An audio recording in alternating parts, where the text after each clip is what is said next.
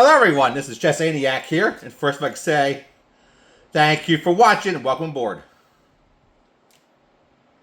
In this video here, I'm going to show you move by move from an actual chess game. This one's very recent. It's Hikaru Nakamura.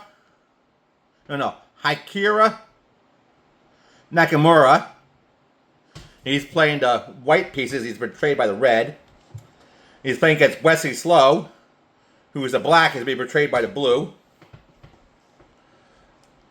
So,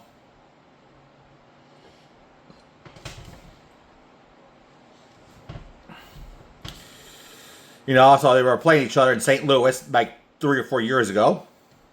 These two always play each other in any kind of national tournament. So they're the two best in the United States. And they're always going to run into each other. So if there's a major chess tournament in the United States, these two will be involved. So Hikaru Nakamura moves first, since he's white. So he moved F3 knight to F3. And Wesley moved to D5, which moving a knight here is a little bit of a not as common as a E4 or D4, but this is pretty also a common move too, but not uncommon. And Wesley moved. So sometimes gain advantage. You move your pawn. Instead of here, so you move here. And plus, it's already being controlled by these two right here. So if anything happens, the knight can take. So then he moved to protect the pawn. Wesley slow. So then Nakamura tried for a gambit. I guess it's like, no, it's not really a gambit because a bishop will take. So that's probably why he attacked his pawn here. And Wesley did not like the idea of Nakamura bringing his bishop out, so he decided to move his pawn. And Nakamura decided to create a pawn chain, which is a very interesting, a pawn chain here against a pawn chain, which you don't really see that in games. The way that these two play, always expect the unexpected. So,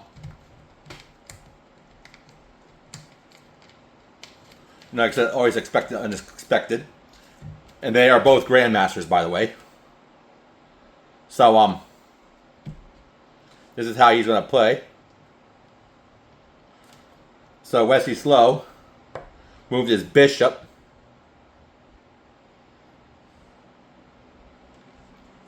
So and so Nakamura moved his bishop. Like I said, if by a chance Nakamura is watching, if I mispronounce his name, I hope he forgives me. Because this game here has a point I want to show you. So we'll get to that when we get to it. So Wesley castles kingside.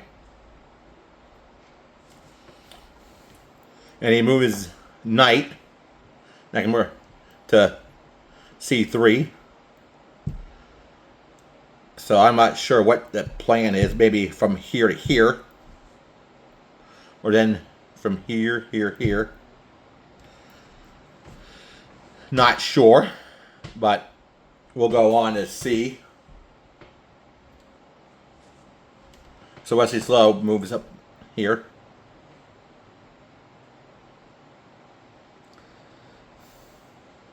Yeah, not sure the plan of that move is.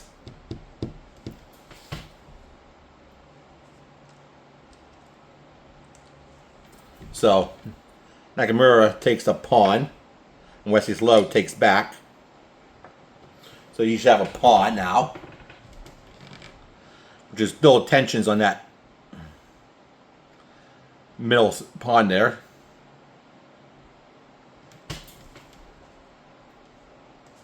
He moves his rook. There you're forking both the pawn and the knight. He moves his knight away instead of taking. Kind of an interesting move.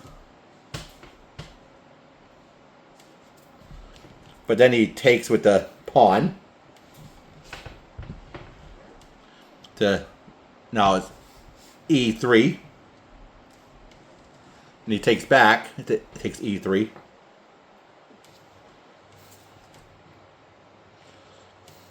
Make another pawn chain. Move it to b6. Move your bishop. Your knight.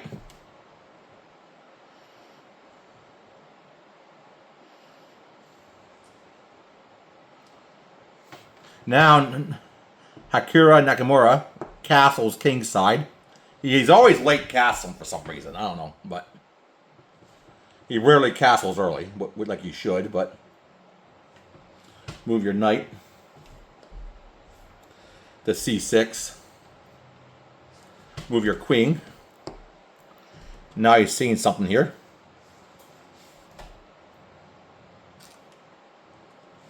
Move your bishop. Not sure to play what Wesley Slow is doing, but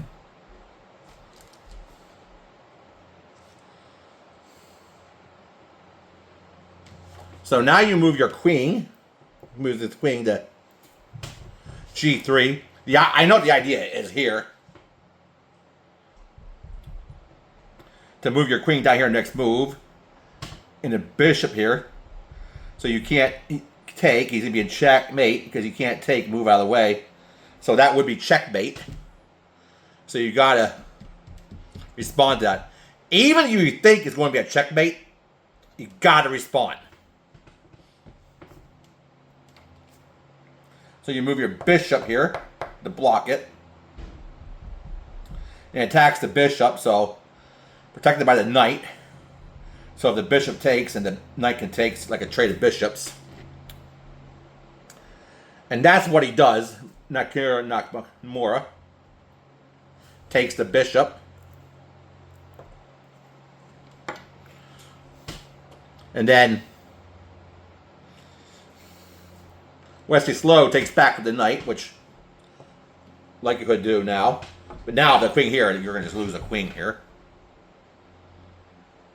Although you can move here, here, then here. Well, that would be mate. Now you move your knight into action, middle. Get more of action here. Move your knight to b4. Move your knight to e5. Now, here's the thing. If you really think about this here, this pawn appears to be free. Do you think that's going to be a good idea to take?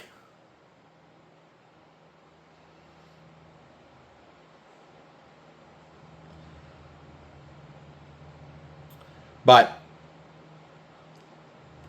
anyway, we'll see what, since he does take the pawn, Wesley Slow, Nakamura, what he's going to do. So he moves his rook. As you can see here, this pawn was actually poisoned. Because if he goes here, he's done. Queen's done. Queen's done here. Take here. Queen's done. Either of these rooks, queen's done. Here, done. Here. So you could get away with going here. And that's what Wesley Slow does.